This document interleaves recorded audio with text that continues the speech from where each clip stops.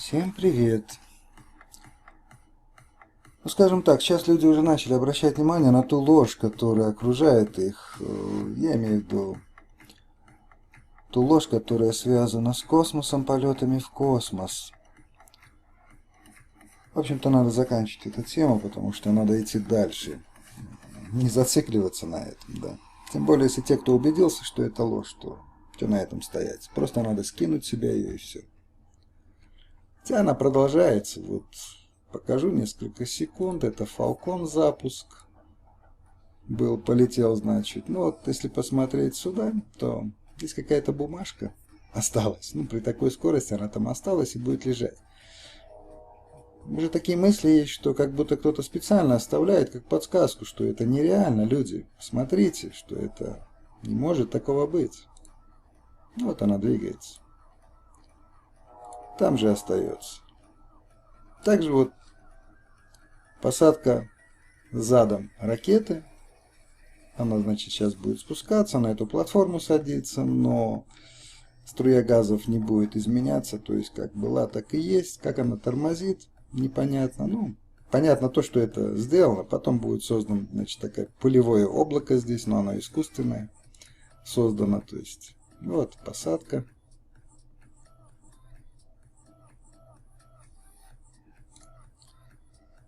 То есть, как она шла, была одна струя, так и садится с замедлением. Так что ложь продолжается и будет продолжаться, если люди не вмешаются и будут позволять всему этому. Будут фотонные двигатели, протонные, ядерные. Но раз люди принимают это, то, конечно, все это будет. Зачем же останавливаться? Чуть вернусь назад, потому что говорил день-ночь смена, да, и почему-то некоторые не поняли, говорят, что наклон планеты как бы влияет. Нет, ни на что он не влияет, эти 23 градуса, или там 23,5, не суть важно. Дело в том, что вот если выставить вот так вот и... Ну, разницы нет, какой стороной. Ну, скажем, любую точку взять, вот эту, да, например, вот здесь. Наступление темноты. Земля вращается вправо. Здесь наступление темноты.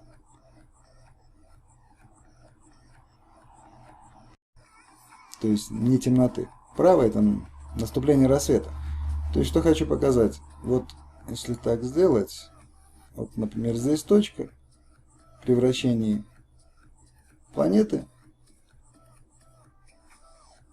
дневное время и ночное время будет одинаково. Где бы вы ни поставите. Здесь, если ближе к экватору там взять, то же самое. Вот это время, потом с той стороны назад, и под наклоном также это время будет темное и светлое. Одинаково. Только так. Они сделали этот наклон, скорее всего, для того, чтобы как-то оправдать светлое время на Северном полюсе. Вот. Хотя Южный полюс также и сейчас освещен, это все ложь.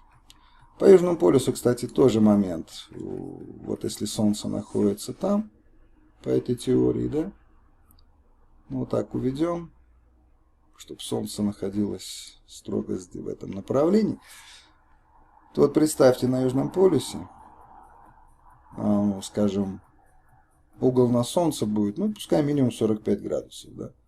То есть, если проложить 90 градусов, то 45 градусов будет сюда. Это можно заявлять о втором Солнце. И разницы нет, какой наклон. Пусть это в зимнее время. И сейчас Северный полюс здесь, Южный здесь, вернется сюда. То есть Южный полюс подойдет сюда. Также сделайте 90 градусов, разделите 45 градусов. Солнце будет другое. Я говорю, можно заявлять на основании ихних же показаний о втором Солнце. Это то, что непонятно было с Южным полюсом и с наступлением рассвета и темноты. Только так, поровну всегда будет. Ну, а у нас в жизни, как мы видим, по-другому. Есть разница. Поэтому я и показывал, что рассвет начинается полукругом. Он также, конечно, имеется разница. В летнее и зимнее время немножко по-другому. Я говорю, это надо строить макет, смотреть, именно эффекты, какие будут световые, там будут изменения. Также я долго ждал, думал, ну хоть кто-то, может быть, заметит самое видимое. Вот во всей этой теории космической, да, самое видимое – это невесомость, на которую никто не обращает внимания. То есть показывают, космонавты там летают, предметы какие-то. Но взять по их теории также. МКС падает. На такой скорости летит, но падает 200 метров в день. Значит, какая-то сила и очень сильно тянет. О какой невесомости вообще может быть речь? Ни о какой. Но если так серьезно подойти к этому вопросу, никакой невесомости не будет. Только туда не надо прилагать какие-то силы или чего-то. Падает МКС, все, падает. Значит, ее тянет сильно. И люди, находящиеся там, также будут ходить по полу нормально, а не парить там, не летать. Также еще раз чуть назад, вот этот ролик, который показывал, на нем, почему я сказал, хороший ролик, на нем видно сразу два эффекта, то есть уменьшение Солнца в размерах и то, что оно идет по кругу. То есть самолет вылетал из Ньюарка, идет в Москву, ну, курс там будет где-то в районе 80 градусов, да, на Москву. Значит, север будет в том направлении, Северный полюс. Вот здесь идет Солнце. То есть, когда они взлетали, вот это вот Солнце, оно было, ну, если самолет вот так продлить, оно было сзади и чуть-чуть правее. Сейчас оно дошло сюда. То есть, оно идет по кругу. Для жителей, скажем, США, откуда он вылетал с Ньюарка, уже наступает ночь. И вот движение Солнца будет не на запад, а в сторону севера. Я прокручу быстренько.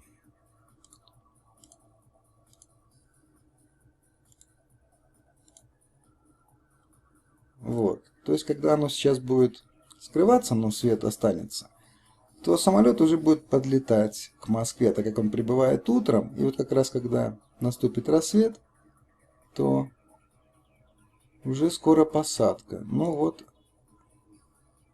сейчас оно заходит. То есть, если так показать, оно вот так вот шло. Вот таким движением. То есть сначала правее самолета выше, а потом уходит и вниз. Как бы исчезает.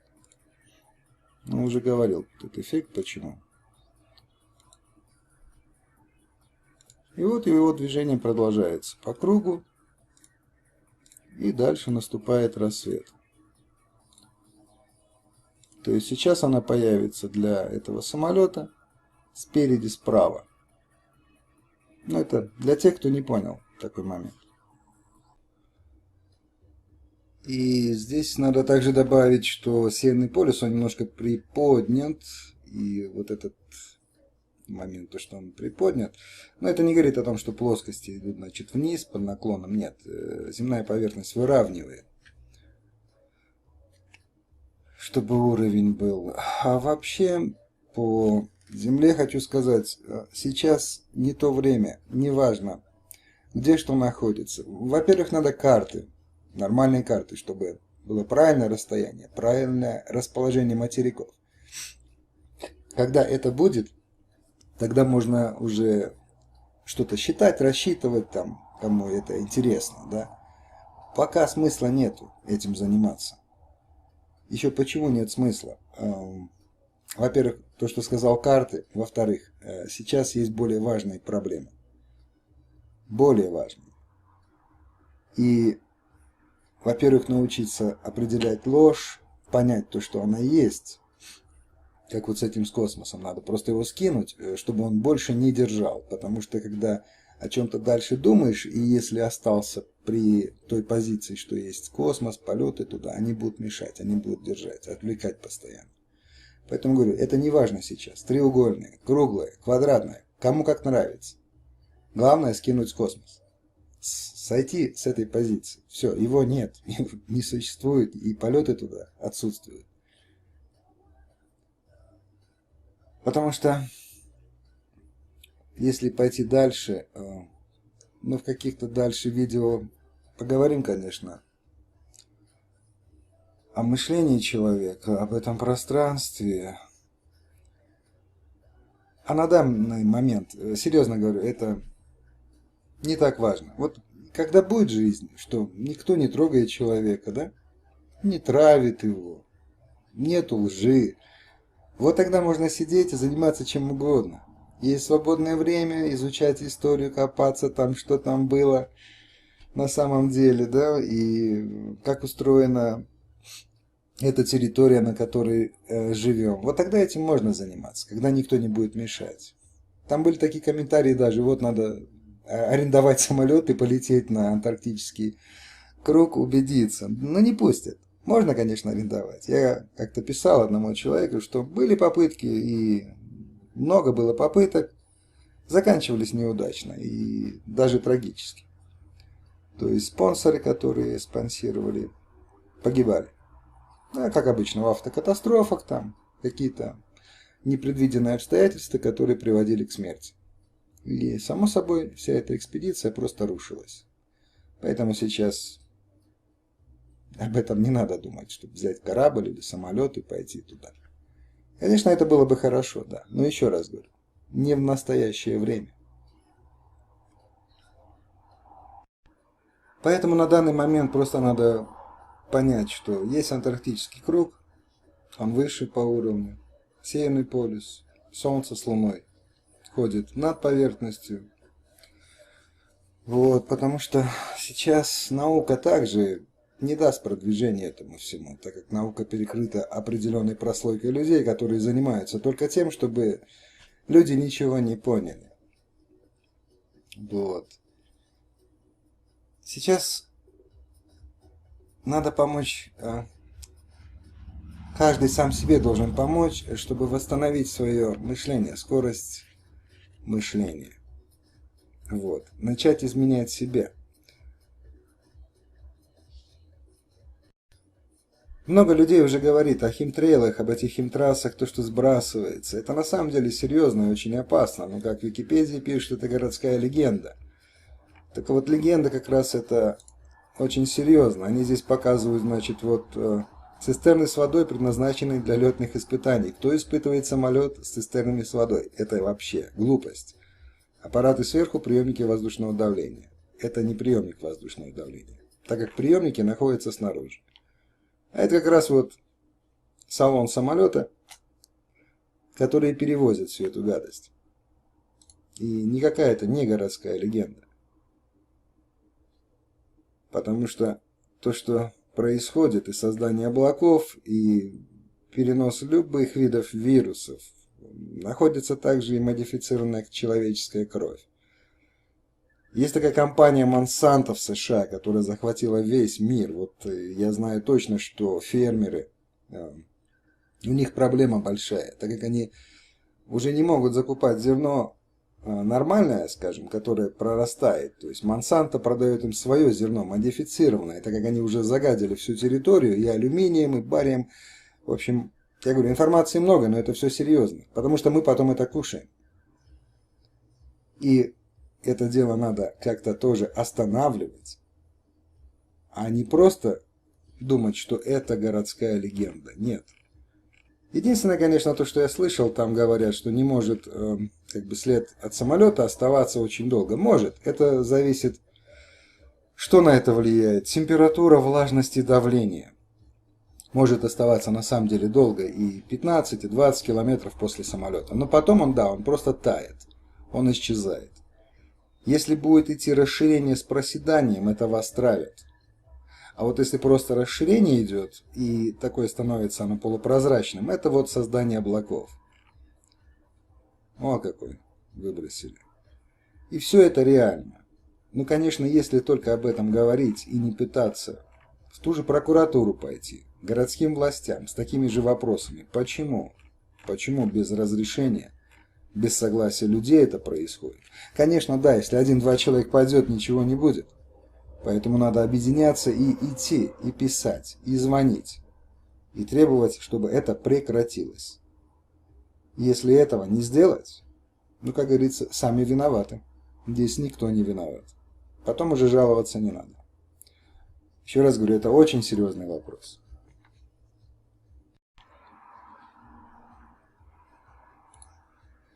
И вот такие вот салоны, ну, конечно, там придумывают, что какие-то испытания, может, или еще что-то. Нет, это не испытание. Это вот эту гадость возят. И, кстати, нет никаких заговоров пилотов, там, потому что они как бы не говорят о том, куда они летают, как летают, там, или еще что-то. Нет. Пилоты также приходят на работу, выполняют свою работу, они же не занимаются исследованиями в полетах. И вот это, например, салон, это специальный самолет, который летает, а также понемножку заправляют гражданские самолеты, которые пассажиров перевозят. Да, но там пилоты участия не принимают. Управление с земли. Когда открыть, когда закрыть. Все происходит управление с земли дистанционно. Ну вот кто-то уже, может быть, уже видел такой ролик. Самолет заходит на посадку и по каким-то причинам забыли закрыть клапана. Или осталась еще жидкость. Вот он заходит на посадку и видно хорошо с обоих сторон идет шлейф. Так что все это происходит на самом деле. Это не выброс топлива, как может быть там кто-то подумает. Нет, топливо сбрасывается в специальных районах. Если вдруг надо в аварийной ситуации сбросить, это в отдельных районах. Вот так это и происходит. Еще раз хочу сказать, посмотрите, много есть различных роликов на эту тему, и один из компонентов, также который сбрасывается, он очень сильно влияет на деятельность, на мозговую деятельность, именно на правое полушарие. Именно правое. Через так называемый R-комплекс. Вот. Но о нем попозже поговорим. Не хочу сейчас все мешать в кучу, чтобы не получилось такое месиво.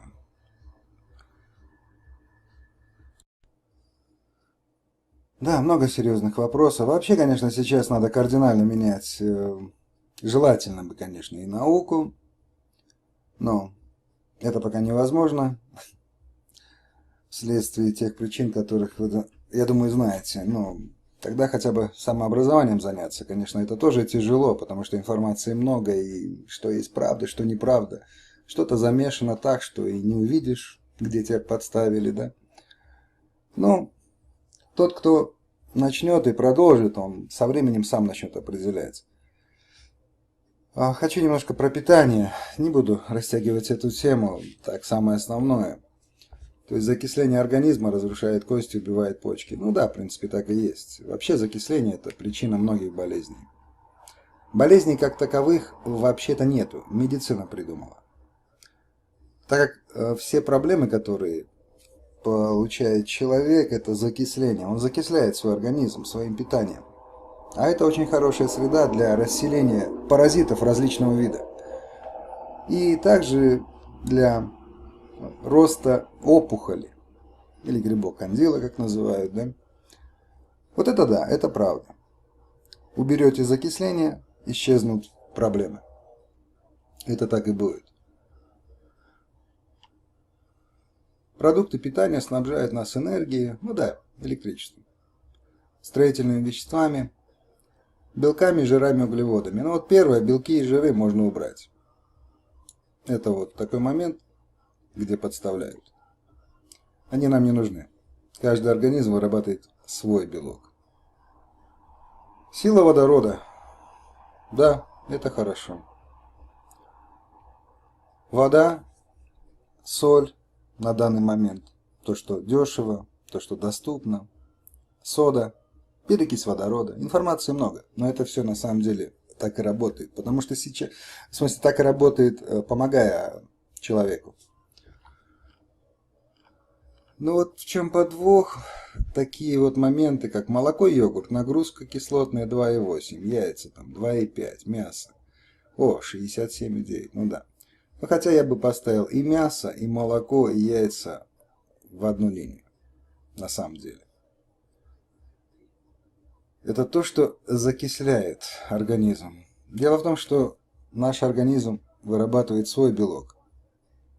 А когда человек потребляет тоже яйца, мясо, даже зерновые культуры, это все чужеродный белок, который он пытается при помощи вырабатывания своей кислоты соляной это дело разложить. Вот. А если что-то Не то, что если, а много что не получается, это уходит в целлюлит, откладывается. То есть проблемы с целлюлитом. С овощами и фруктами также надо быть внимательным. Не все овощи и фрукты являются ощелачиванием организма. Нет. Для этого надо посмотреть совместимость продуктов. Также информации много, это на самом деле играет большую роль. Не надо кушать несовместимые продукты. Почему все это говорю? Это напрямую влияет на мышление человека. Именно напрямую. Как человек питается, так он и мыслит. Поэтому многие моменты для многих непонятны, или трудно понимаемы, или очень тяжело что-то изучить и понять. Таких вот картинок очень много. Что хочу сказать, сахар. Это надо поставить один большой крест и забыть про такой продукт. Это не продукт, это то, что убивает. Кола, газировки, тоже крест. Это не продукт, и без него можно обойтись. Алкоголь, крест. Ну уж, если не втерпешь, как говорится, ну хотя бы к минимуму свести. Там, вино красное, да. Если его, ну невозможно, как кому-то без этого. Белый хлеб, крест и забыть. Это не продукт, это то, что убивает. Легкий окислитель мясо, рыба, ложь. Это надо вот сюда ставить, сильный окислитель. Овощи, легкий окислитель, ну неправильно. Это надо разбирать уже отдельно. Также здесь лежат орехи, как бы, да, это белок, хотя миндаль почему-то сюда переместили. Десерты, как кофе, да, это все окислитель. И что хочу сказать, но если уже невозможно без мяса, там, рыбы, ну, надо свести к минимуму, то есть минимум. Ну, когда не втерпешь, вот, рыбу там запечь, только, конечно, не жарить. Масло перекаленное, это как олифа. Олифа из масла так и готовится, перекаливается, получается олифа. То уж если мясо поел, то надо будет дать живой пищи организму, больше воды. Все понятно, что сразу резко это невозможно. И там невозможно, конечно, сразу там к сыроедению прийти. Вот. Но если тяжело, не надо сыроедения, ну хотя бы больше вот зелени, фруктов, овощей. И на минимум мясо, рыба. Хлеб также можно заменить, ну, частично ржаной или хлебцами, то хотя бы так. Но вот на этой группе это надо ставить крест желательно и забыть. Даже как-то давно читал кремлевскую диету, там на сахаре стоит просто крест. Таблица совместимости продуктов. Вот здесь, скажем, яйца, да. Вот желтое это допустимо. Номер 4 это сметана. Но это ужас. То есть, что хочу сказать. Если яйцо, то вот здесь все красное должно быть. Ничего сюда не подойдет, кроме как именно зелени. Трава, зелень. Все. Если кто-то хочет есть яйцо, лучше пусть 2-3 яйца съест, но ничего больше. А часа через 1,5 надо выпить много воды. С солью, конечно. Вот. Здесь также мясо, рыба, птица в одно поставлено хорошо. Сметана. Масло сливочное, сливки. Дело в том, что про молоко, вот молоко, желательно, конечно, забыть. Но если, опять же говорю, не втерпешь, то свести его к минимуму. Так же, как и картофель. К минимуму. Вот когда не втерпешь, когда сильно хочется, вот немножко поел. Потому что молоко это не человеческая пища. И все продукты, я имею в виду сметана, там сыр. Да, конечно, может для кого-то это удивительно звучит, но так и есть. Творог на минимум, на самый минимум, на который возможно. У меня была, ну, в смысле была и знакомая, которая писала дипломную работу докторскую по теме вот как раз молоко, йогурты. Вот это биофлора. И она рассказала такую вещь, что она сама исследовала йогурты, всевозможные. Йогурты, там простокваши в лаборатории. И она говорит, я не нашла ничего того, что написано на этих продуктах. А вот наоборот. вплоть до кишечной палочки. Там все есть. Ну, как бы человеку смысла нет врать, я и верю. Потому что так и есть.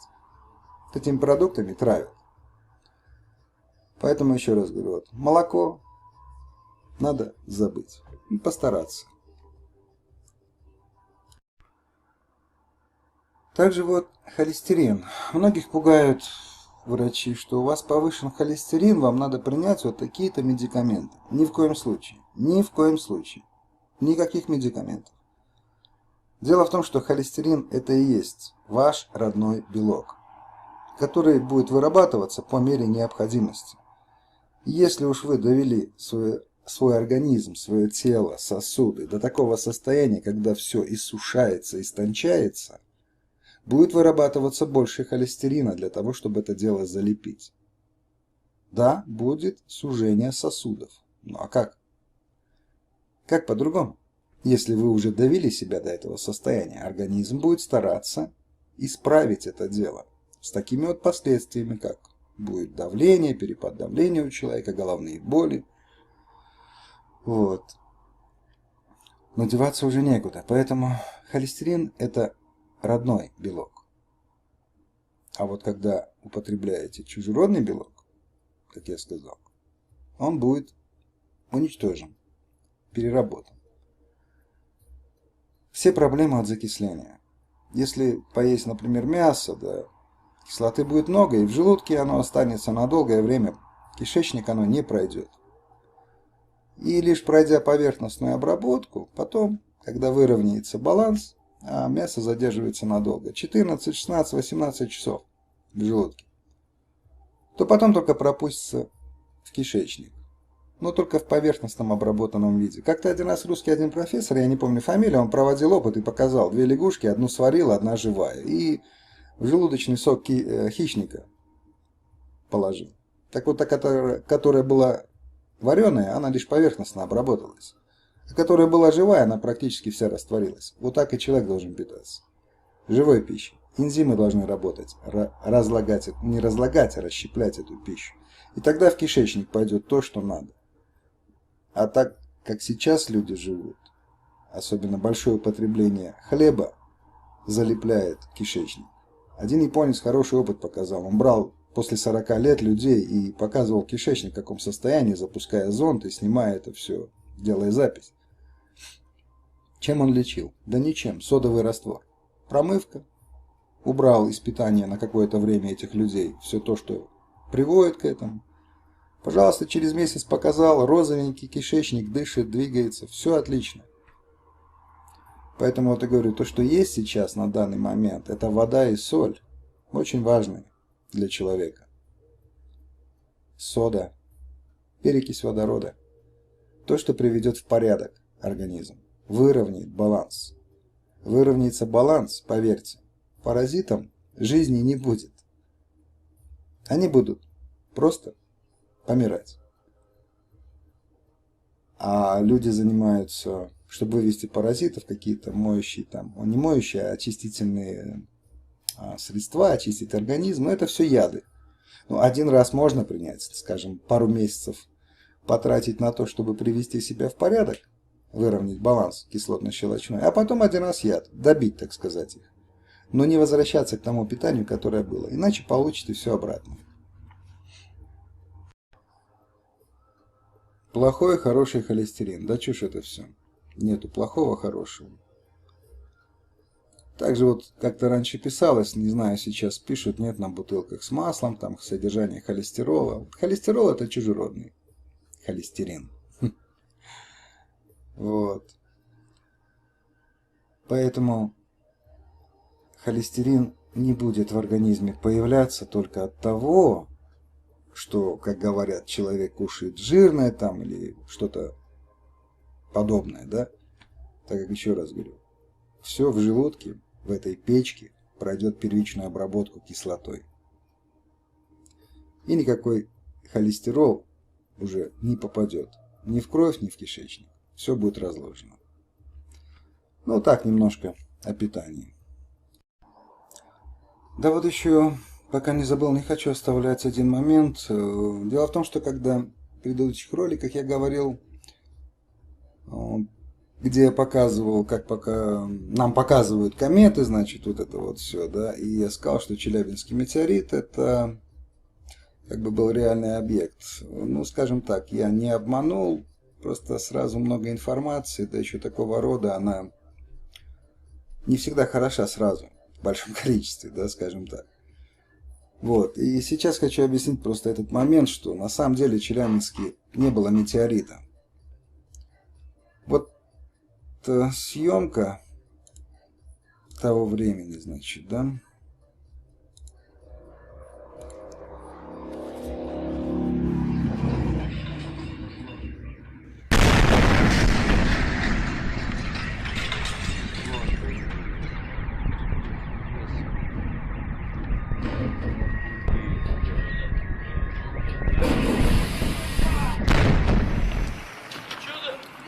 Что творится, непонятно.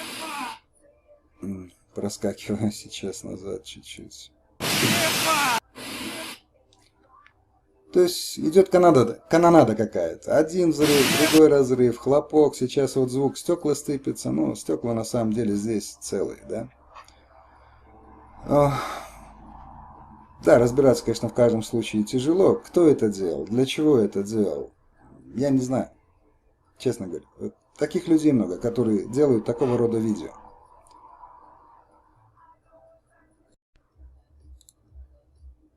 Потому что на самом деле, если, как было показано, его сбили один раз, он там взорвался и все, то откуда такая канонада? Ну и вот такой момент, это якобы вот сюда упало что-то, да, от этого метеорита. Ну, посмотрите, разве это место падения? Вот такая яма. Под углом падающий предмет тела, оно оставит борозду. Но не такую яму. Тем более это осыпавшаяся старая какая-то яма. Это видно, что ее вырезали ровно. Там зажгли что-то. То есть, что хочу сказать. Одни люди делают такие вот видео, где звуки появляются, да. Другие вот подготавливают такое место. Потом сюда приезжают люди. Им говорят, что вот сюда якобы упало, разбилось. Вот. Но все это является одной большой ложью. Что здесь не место падения. Это вырезанные края, видно, осыпавшаяся земля. Так же, как и вот эта прорубь. Здесь явно видно, вот куски льда лежат по краю. То если бы сюда ударило тело большое, там, как говорилось, подняли 600 с лишним килограмм, то если бы под углом, скажем, вот отсюда ударило, то вот здесь бы все разворотило волной от такого удара. И разлетелась бы, и вода бы здесь была бы, выплеснула просто много бы воды. Потому что когда это только произошло, в тот год я посмотрел сразу вот эти два момента, как ту яму и вот эту прорубь, и все стало понятно. То есть в том моменте, когда я показывал в предыдущем ролике, не в предыдущем, но в том ролике, я сейчас не помню, какая часть, я вот специально показал другую съемку, которая очень похожа на Челябинск. Также вот идет след, раздваивается. Но там не видно никакого объекта. Его нет. То есть, если что-то летит, то это какое-то тело впереди, а вот этот след, там инверсионный или дым это, ну хотя это не дым, да, он сзади будет. Вот, просто не хотел это оставлять. Так что сейчас вот объясню. Вот покажу еще один момент, как это все дело для нас рисуется. Вот видите, что проходит.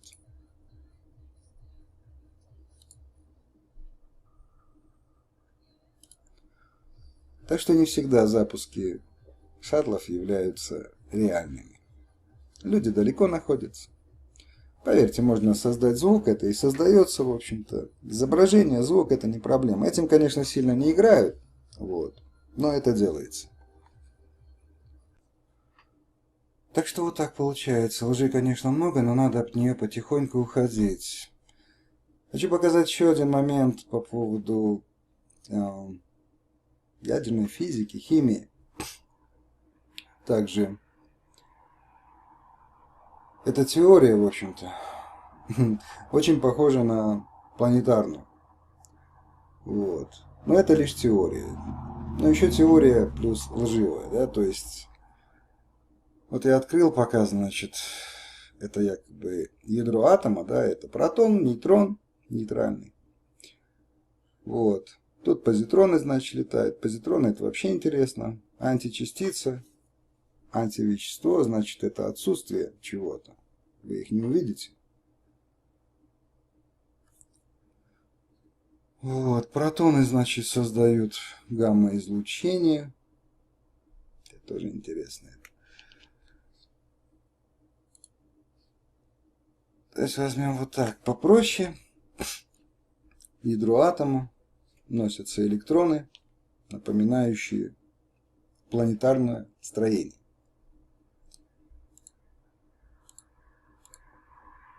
Значит, состоят из отрицательного заряда электроны, а протоны заряжены положительно.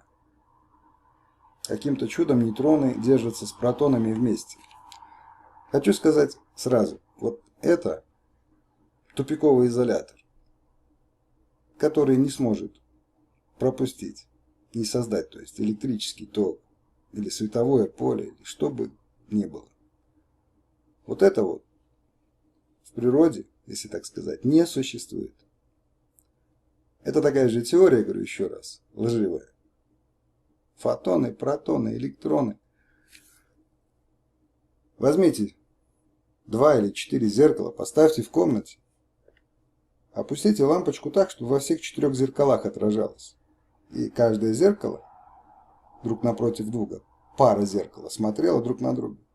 Включите и выключите лампочку. Будут фотоны летать. Они же летают со скоростью света.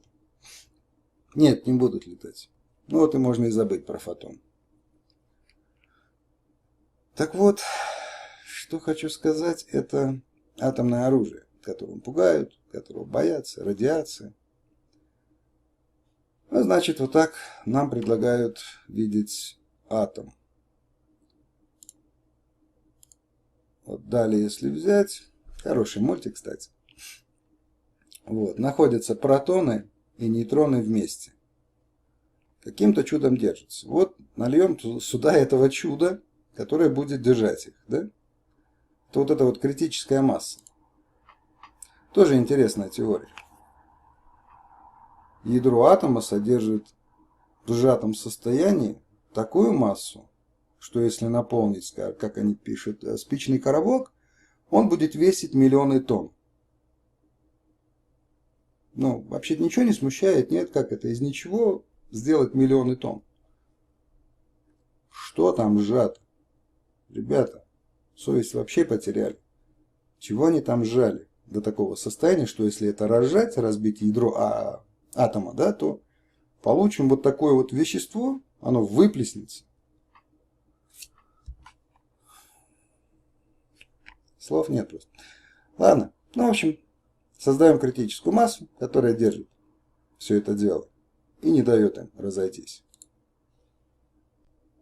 Сразу хочу здесь же сказать, что вот радиоизотопы такие есть, вот живчики, они неугомонные, постоянно швыряются нейтронами своими во все стороны. Вот. Швыряются до тех пор, пока, значит, не изменится атомная масса, и он переходит, был 88, стал 86. Вот.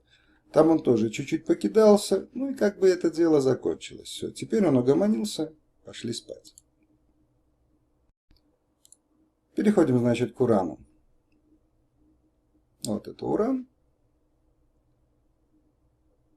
92 протона. Но за счет разного количества нейтронов уран подразделяется на 3 вида. Здесь 34, 35 и 38.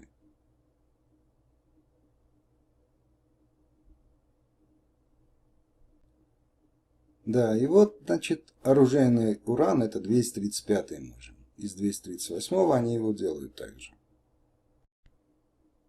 Ну, возьмем, значит, уже готовый продукт. Значит, с ним происходят вот такие вот чудеса. Значит, это ядро, если взвесить критическую массу вот эту одного ядра, и если его разделить и взять критическую массу уже с двух ядер, то они фактически будут меньше, чем с одного. Но почему-то по их теории наоборот. Вот частичка, выбитая этой критической массы, оставшись неудел, как бы обидевшись, делает большой бум. Вот так вот. И вот этот Шут написал такую вот формулу потом, где он массу умножает на скорость света. Скорости света, кстати, тоже не существует, это чисто теория. Так вот, что происходит дальше? Значит, нам нужна пуля. Сейчас она бьет. Ядро делится. Значит, вот частичка. И два нейтрона полетят бомбить дальше, выбивая такие частички, чтобы произошла цепная реакция и получился большой бум, атомный взрыв.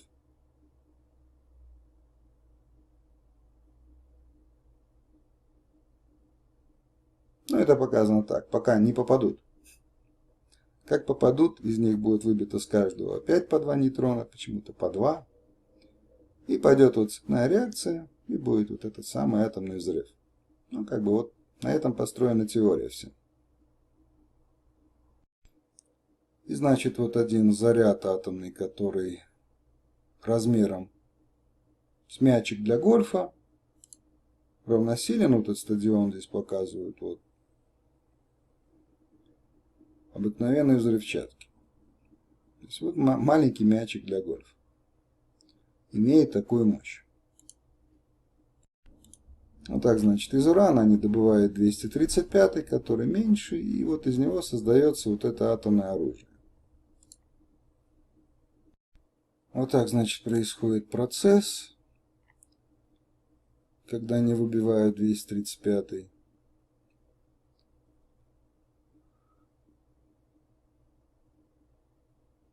Вот они попрыгунчики уже, которые существуют, 235. Вот идет деление.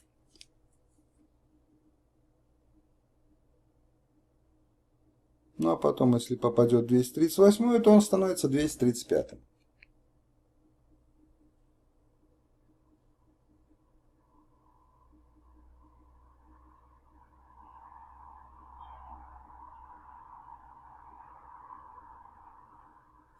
Вот и перешел в 93-й, стал Нептунием. А потом Плутонием. Так вот, Плутоний. Плутоний был открыт группой сотрудников Калифорнийского университета. В общем, с помощью 60-дюймового циклотрона. Они бомбардировку делали, значит, от оксида триурана. Это уран с кислородом, дейтронами. Дейтрон. Что такое дейтрон? Это изотоп водорода. Вот. С изотопами тоже интересно. Почему-то первый протий стоит. В общем-то, это и есть как бы водород, потому что один протон. Ну, а дальше они вот разделили. Вот, значит, бомбировали они циклотроном и получили плутоний. Но первый плутоний был... Так, первый, значит, их эксперимент показал им, что плутоний-239 оказался не делящимся, а следовательно неинтересным для дальнейших исследований в военных целях. Да, им все надо для военного, чтобы уничтожать. Вот. Но далее, значит, они провели эксперименты и написали так, опять же, все это написано, что 239-й плутоний способен делиться под действием медленных нейтронов.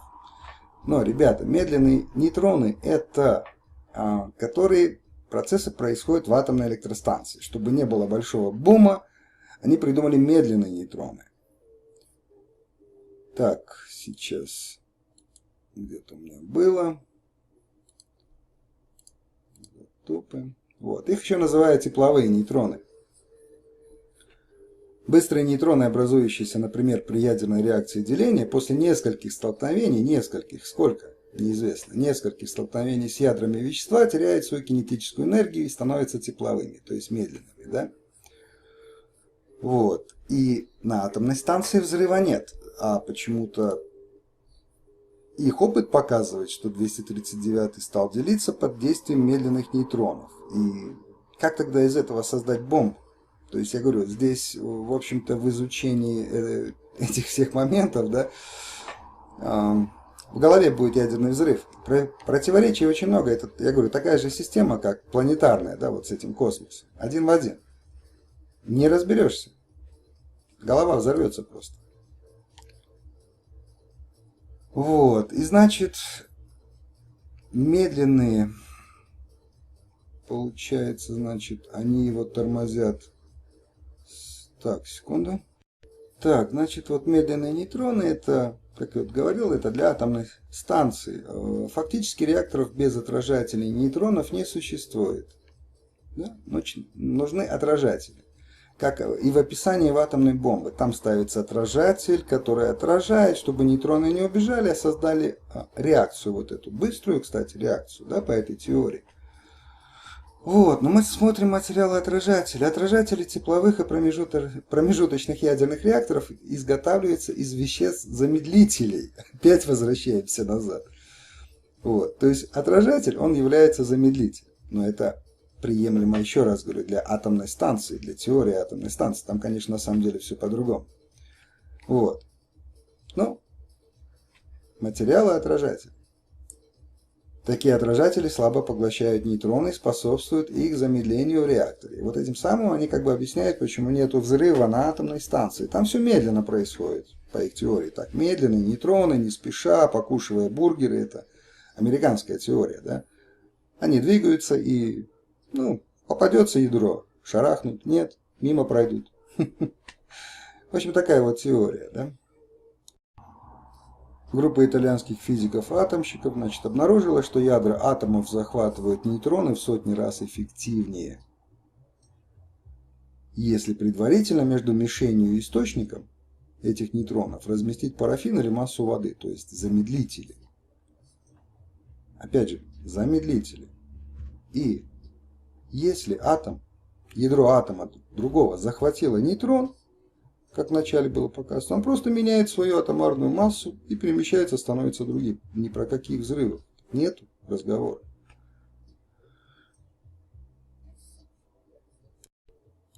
Так, сразу хочу сказать про радиацию, то, что пугает людей. Это альфа, бета, гамма излучение. Да? То есть альфа это гелий, бета это водород, а вот гамма это нулевая.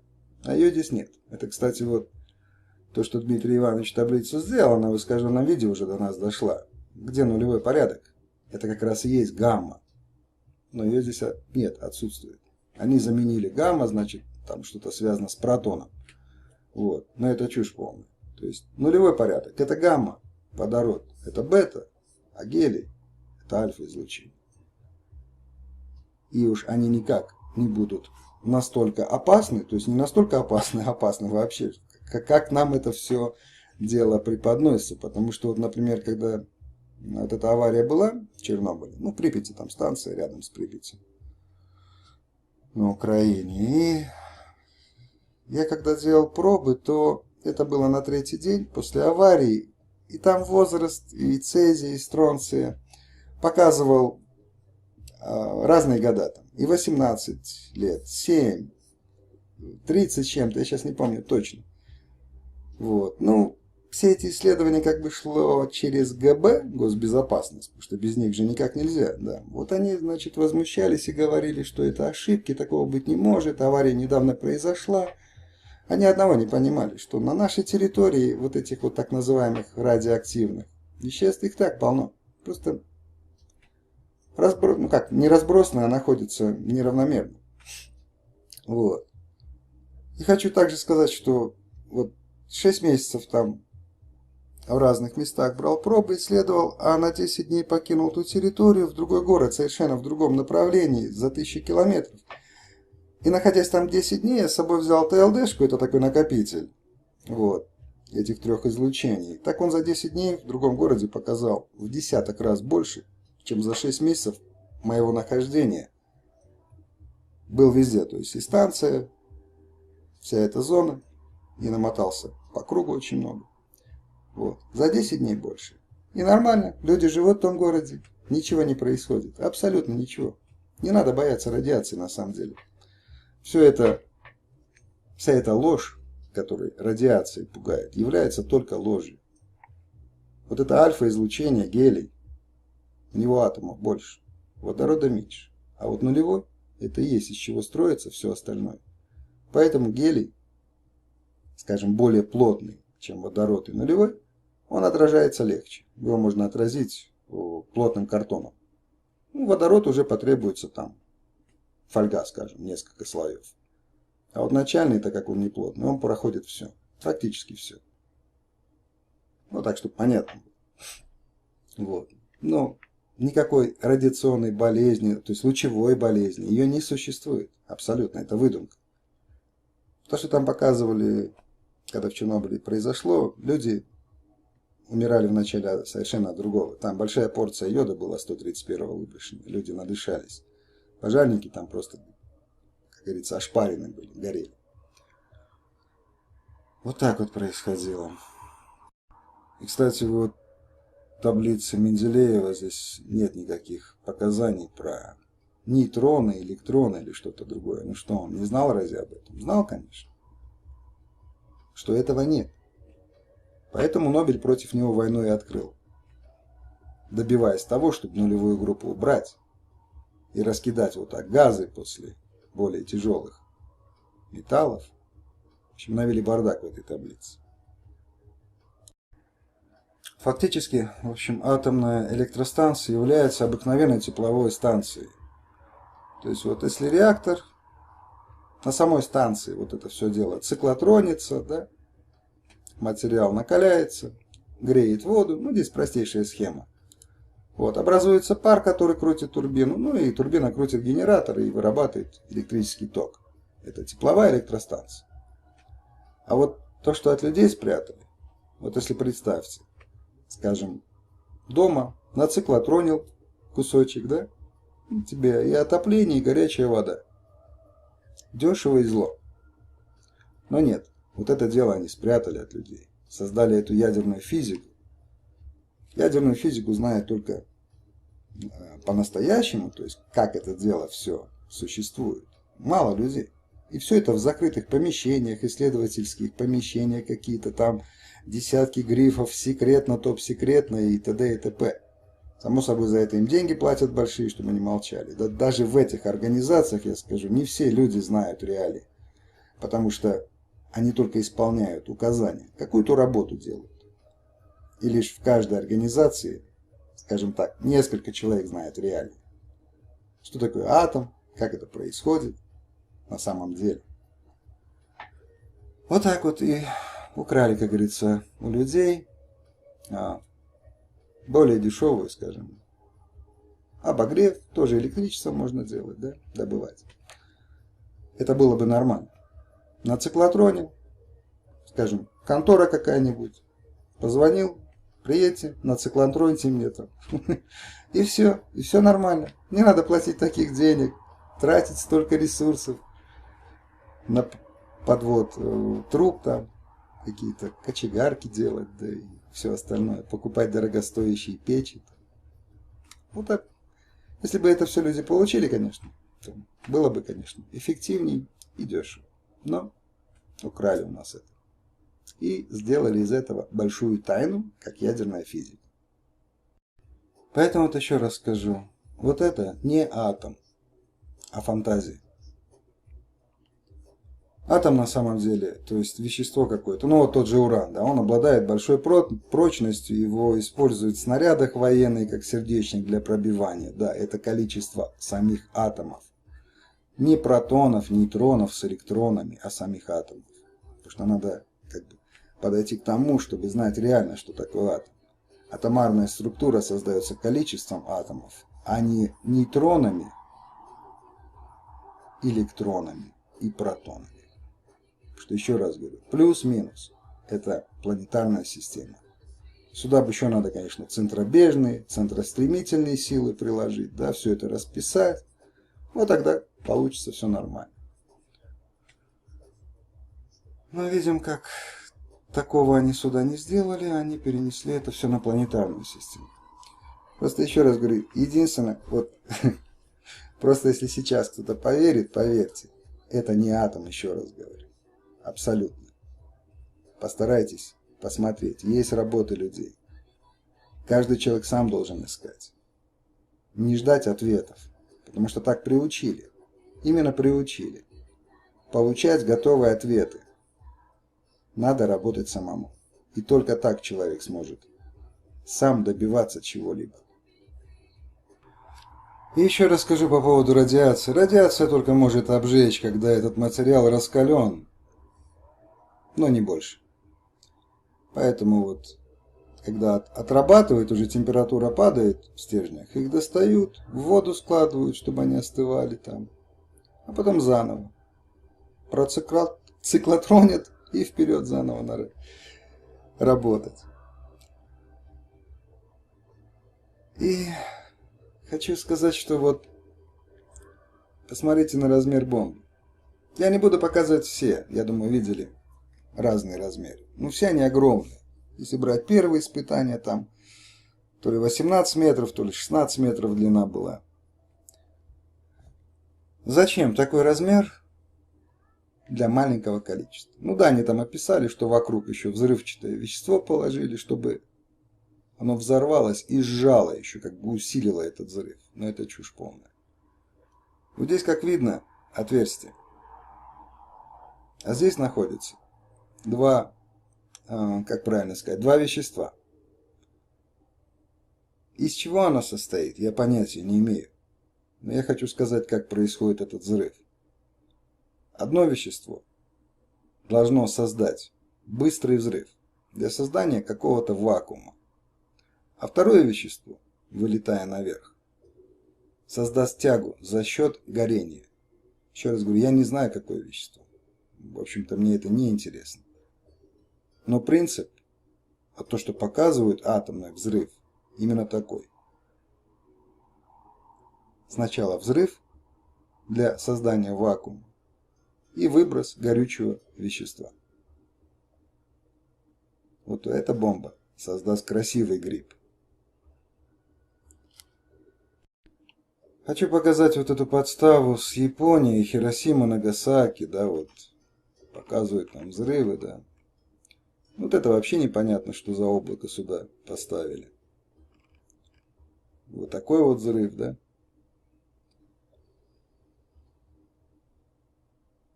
Так, вот.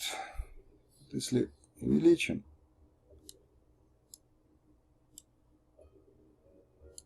Здесь, во-первых, над всеми этими фотографиями поработали.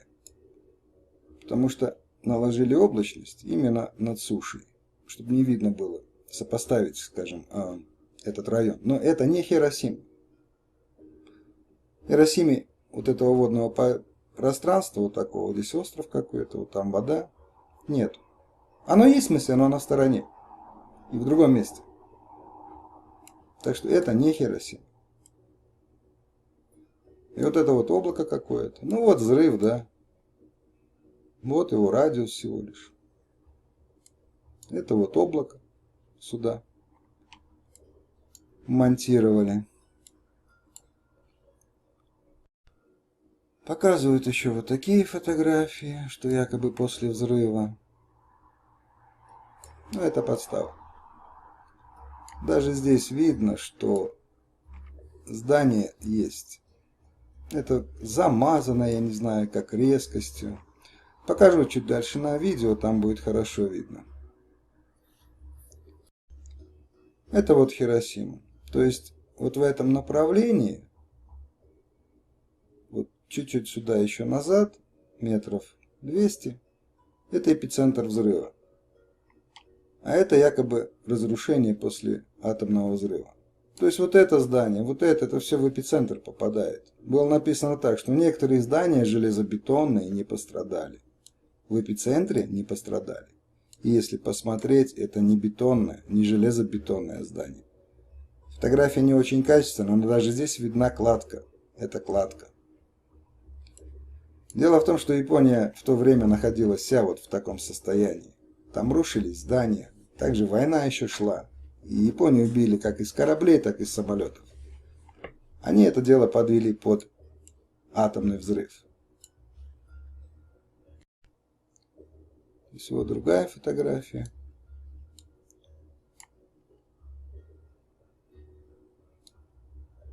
Вот здесь получается вот канал и вот этот схождение, как, да, и вот здесь эпицентр взрыва. Вот еще раз показываю. В эпицентре здания целые. И никакие это не железобетонные здания. Да даже если железобетонные, уж так расписали и атомный взрыв, что он просто снести это должен был при такой-то мощи. 500 метров высота, как они говорят, взорвали.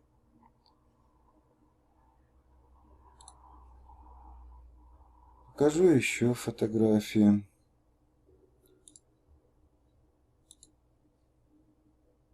Здесь вот даже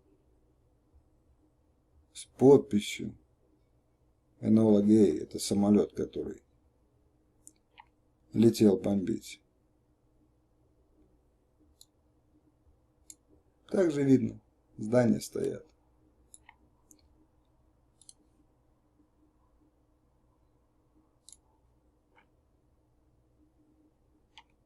Вот здесь эпицентр взрыва, с другой стороны, с этой стороны как бы.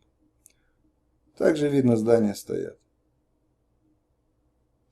Ничего не разрушено.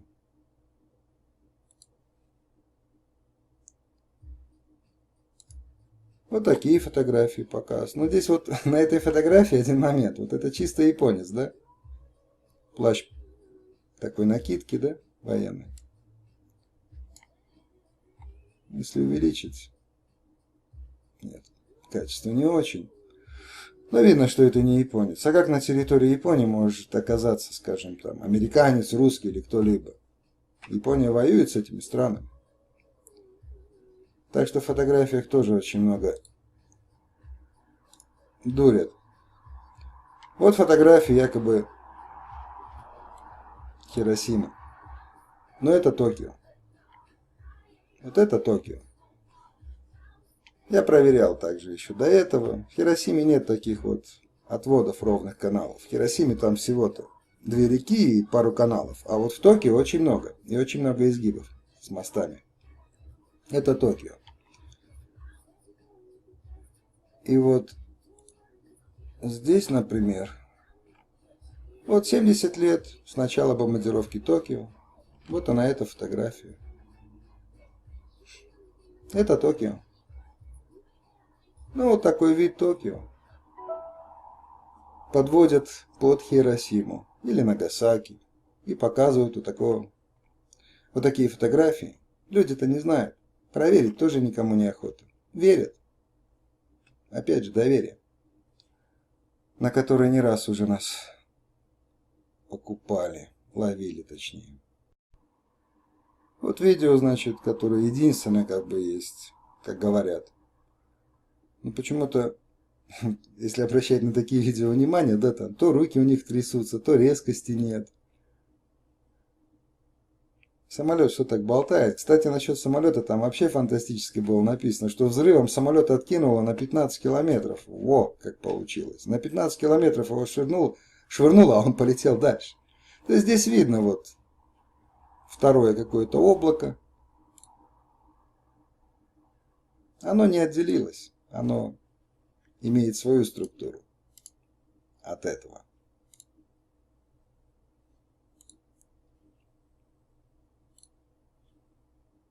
Также здесь вот видео. То есть вот это взрыв. Это, скорее всего, тоже какой-то композитный видео. Ну, вот это вот облако, да, оно отдельно, и тут спора даже нет, потому что с разных сторон оно находится в разных местах. Потом показывали, значит, взрыв еще в Нагасаки.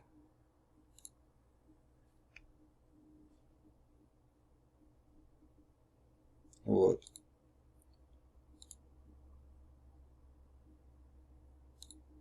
Потом вот так оно идет. Все белое. не земля здесь как бы, вот все белое. Потом вот так показываю. В общем, монтажом занимаются, да?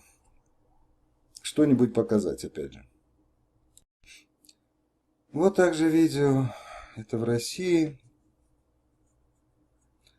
Атомный взрыв в воде.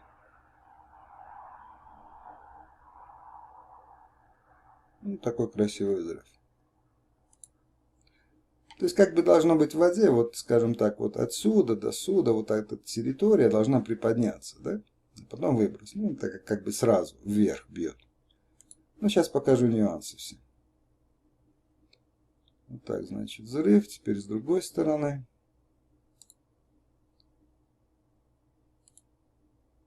Вот это вот. Я не знаю, что это такое. Ну, как бы ударная волна какая-то идет, да? Вначале показали какую-то быструю, то есть вот бац, что-то ударило. И потом пошел круг. Ну, что интересно, вот это Земля. И вот обратите внимание надо, как круг распространяется дальше. Вот он прошел ровненько туда. То есть не отразился ничего. Здесь очень хорошо нарисовали тень. Но если посмотреть на видео, вот так назад верну, вот на береговой. Здесь уже вот есть холмик, да, и от него тень лежит, вот она. То есть солнце здесь. И вот дальше, если посмотреть, вот она тень проявилась. Солнце вот отсюда светит. Но не отсюда. И распространение, еще раз говорю, вот этой волны, вот она ровно проходит. Еще раз покажу без остановки. Вот она прошла ровненько. Хотя как бы должна была отразиться, но не так пройти ровно. Следующий момент в этом видео, как падение осколков. Когда будут падать вот здесь ближе осколки, надо обратить внимание на то, как круги остаются после них и не исчезают. Ну, то есть, если камень кинуть в воду, да, ну, разойдется быстро волна и все, не будет ничего видно. Вот на эту зону надо обратить внимание.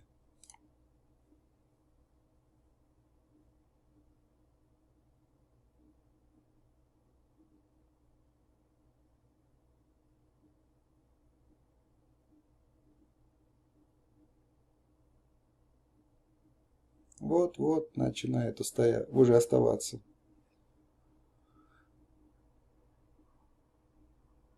Вот они остаются. Я не знаю, я не мастер кинематографа, скажем, как это делается. Мне тоже это не интересно, но так быть не может. Ну, упало что-то, разошлась волна, но она не может остаться. Вот, кстати, хроника. Запись атомного удара Хиросимы. Да, и показывают. Но это не Хиросима, говорю еще раз, вот это вот. Это, если посмотреть, я вот это здание видел, сейчас просто не буду возвращаться, я хочу показать именно вот этот кадр. Вот он. То, что я показывал, это Токио. Это не Хиросима. То есть, вот назад вернусь. Вот он. Вот здесь шире взято.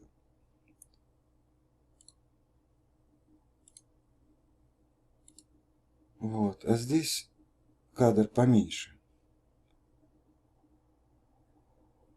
Но видно хорошо, что это одно и то же. То есть, там вот так обрезано. Вот так и вот так. То есть, вот это место видно хорошо. Вот так вот и подставляют, показывая одно. Еще раз говорю, люди не знают, но верят, как это дело происходит. Как сказали, так и верим, да? Вот еще одно видео подводного взрыва.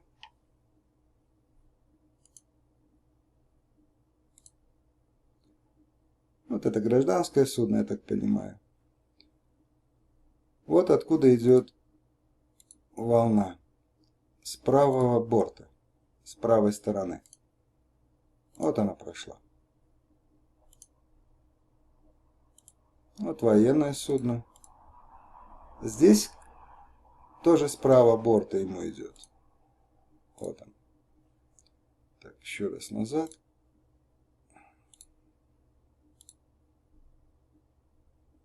Ну, покажу без остановки, чтобы было видно хорошо.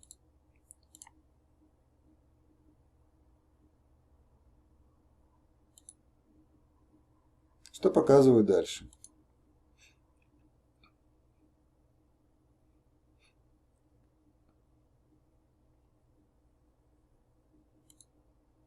Ну, такой красивый взрыв.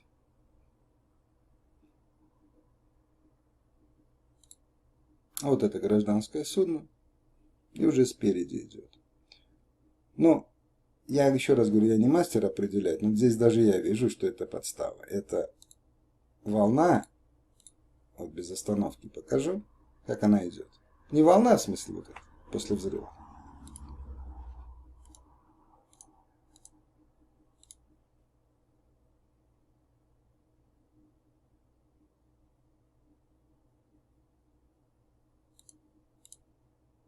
Надо обратить внимание, птицы спокойно летают.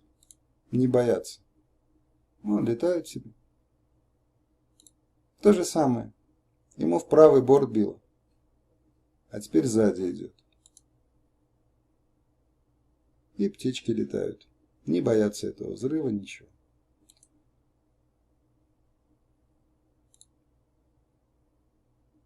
Если посмотреть дальше, вот здесь показано, как строился взрыв.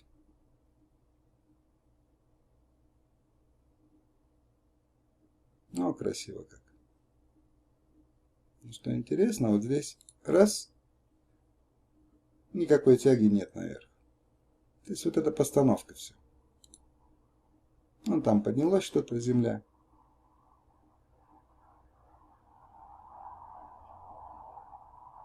Вот. Человек выделил, специально показал.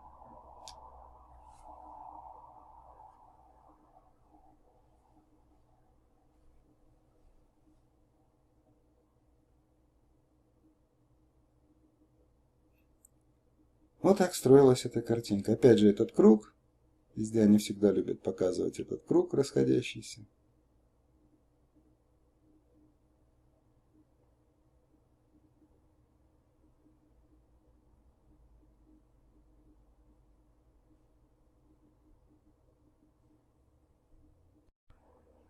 Вот еще запись одного взрыва.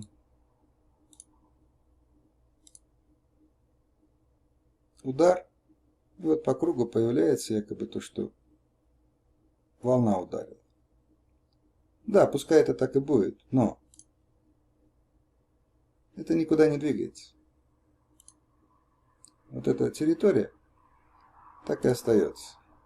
Вот это как раз радиус. Он небольшой. Вот этой ударной волны. И еще такой момент. Все эти взрывы показывают не на той скорости, как должно быть. Замедляют специально. Поэтому такой вот эффект получается. А вот то, что я говорил. Сначала взрыв, создание вакуума здесь, удар, то есть схлопывание, удар, и вот эта горючая смесь, которая горит, да, и поднимает за собой вот этот столб. Это все нормально.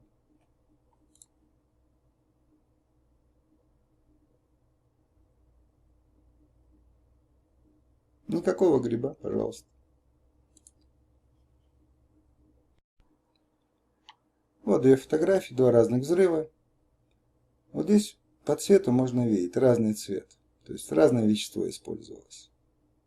Вот именно за счет горения оно еще так вот подкручивается. Оно вот создает вот эту тягу.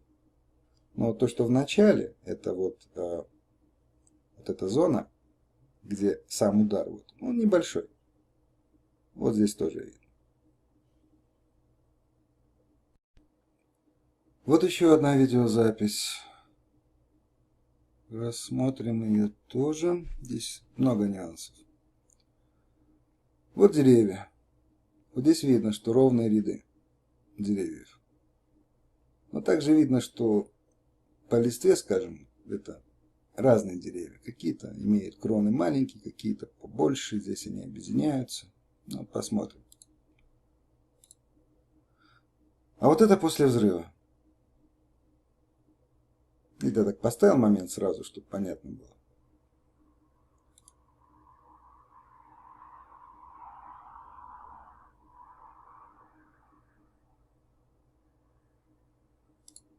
И вот такой момент. То есть вон они, деревья.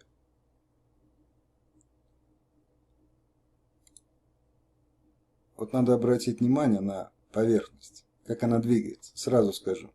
Она двигается так, как будто это какая-то подстилка, ее двинули. Потому что какие-то ямочки, какие-то бугорки, они не изменяются. То есть они двигаются все вместе. Вот. Все, что там лежит, вместе двигается. Еще раз. Очень мало времени, конечно, здесь это показано, но видно хорошо.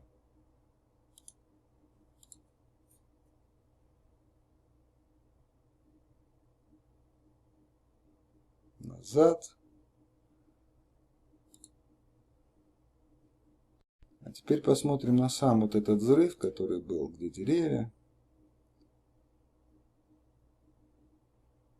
То есть вот здесь вот момент появления вспышки, вот это, используется солнце. Именно солнце, чтобы сделать вот такой засвет.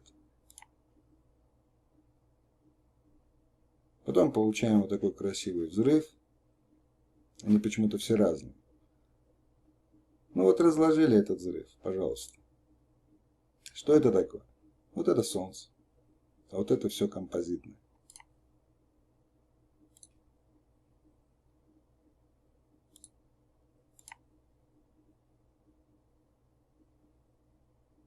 Вот здесь хорошо видно. То есть над землей. Солнце, а потом построение самого взрыва.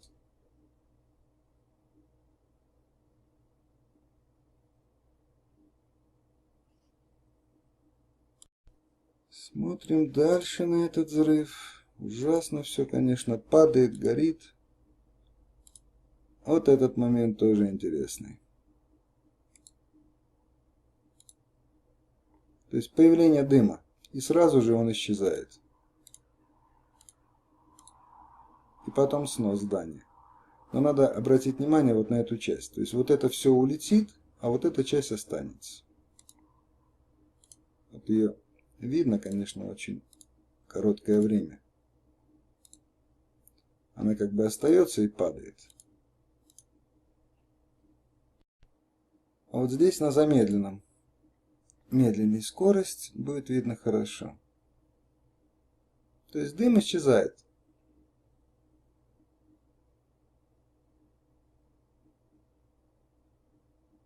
Потом удар, и вот эта часть остается.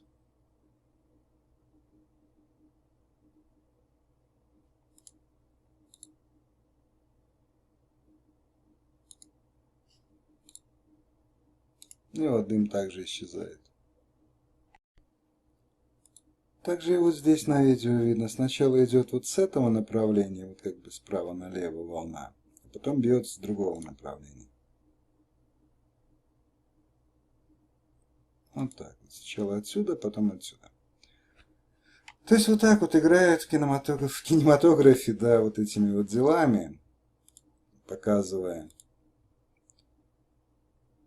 опасность этого оружия. Да, оно, конечно, опасно, но зона поражения, конечно, намного меньше. Ну или вот такие вот фотографии, ну, здесь не похоже, как бы, на ядерный, хотя они показывают. Ну, может быть, это смонтировано такое, да, вот. Что еще раз говорю, все это вот такого принципа. Это вакуумная бомба, только без рассеивания зажигательной смеси. В ней все находится без рассеивания. Поэтому получается вот такой вот эффект, да. Вот. Вот такой вот тоже.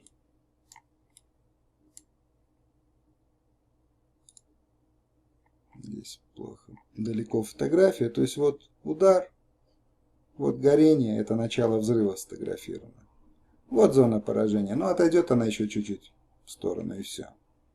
Опасная, конечно, но только именно в этой зоне поражения. Но плюс звук будет сильный, ударный, как бы уши защищать, да, надо. Вот. Но никакой радиации там опасно ничего не будет. Так что вот так вот и получается, что надо кардинально менять и науки, и свое мышление, чтобы уходить от этой лжи, сбрасывать. Сбрасывать с себя всю эту ложь, освобождаться. Потому что они просто издеваются, да.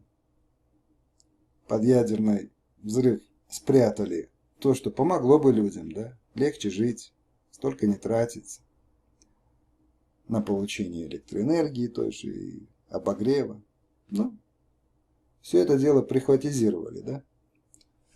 А людям фигуру из 3 пальцев показали. Ну и также вот эти ядерные взрывы. Конечно, да, я быстренько прошелся по всему, но кто хочет, поищите, посмотрите, информации также достаточно. Просто этой темы не надо бояться. Еще раз говорю, радиоактивность не опасна. Я там 6 месяцев пробыл. И говорю, никакой опасности нет. Только лишь обжечься можно, когда на циклотроненный материал потрогаешь. Температура большая, да. Но ничего более. Вот так вот. Так что, ну, кто захочет, попробуйте, поищите. Найдете много видео. Его достаточно. Просто то, что я показываю, на что обращать внимание. Ну, пока, как скажем так, затронул одну тему, другую там. Ну, пойдем немножко дальше. Потому что, почему эту тему затронул? Дело в том, что это атом, да? И надо понимать, что атом совершенно другой.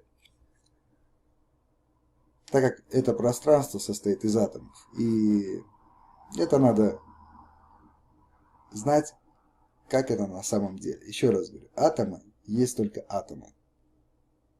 Без нейтронов, протонов, электронов. Удачи всем! Дерзайте!